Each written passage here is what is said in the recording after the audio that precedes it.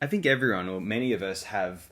There's one particular Disney film that we grew up with, and that's the one we love. There's one 20th century Disney animated feature that was the one, and it's unique. It depends on, like, what you had on video, what you happened to see on TV, what they happened to have a copy of at your relative's place.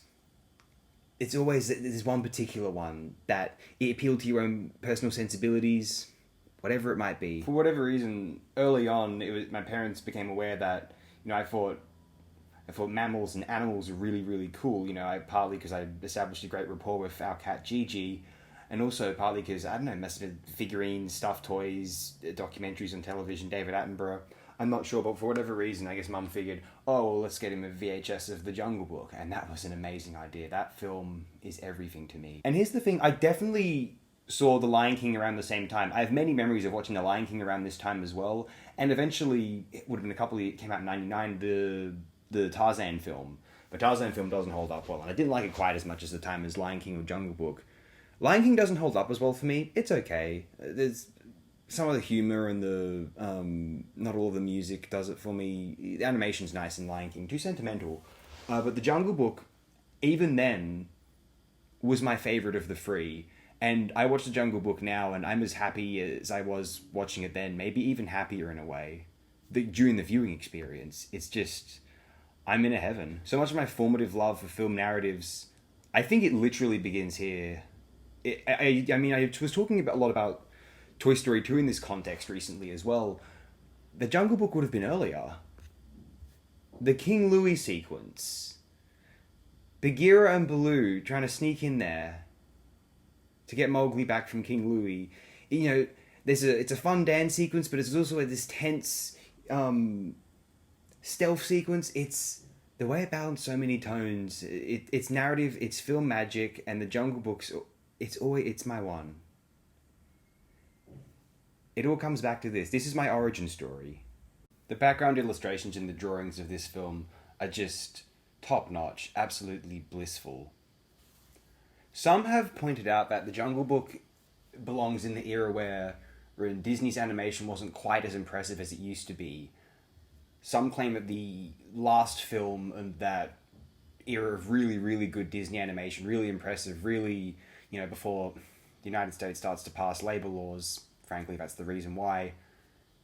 The last one, typically they put it at 1961's 101 Dalmatians. Others would cite an earlier film from the 1950s or prior to the Second World War, and only the first five. Snow White, Pinocchio, Fantasia, Bambi, and Dumbo.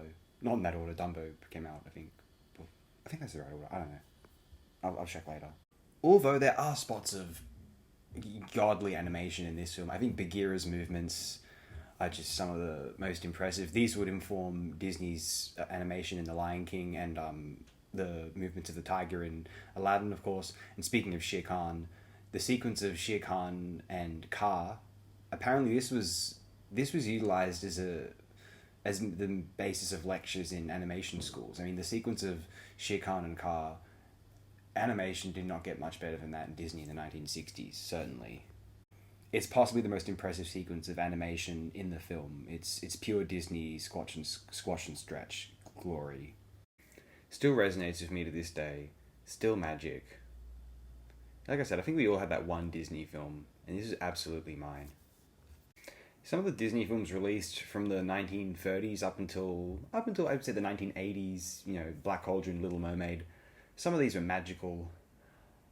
I failed to get much out of the ones released during the 1990s, during the so-called Renaissance, strangely enough, and the 21st century. And look, I saw Lilo and Stitch in 2002 when I was like 5 or 6. It is what it is, but I'm not going to pretend that much great works of art have come out of Disney post 1989.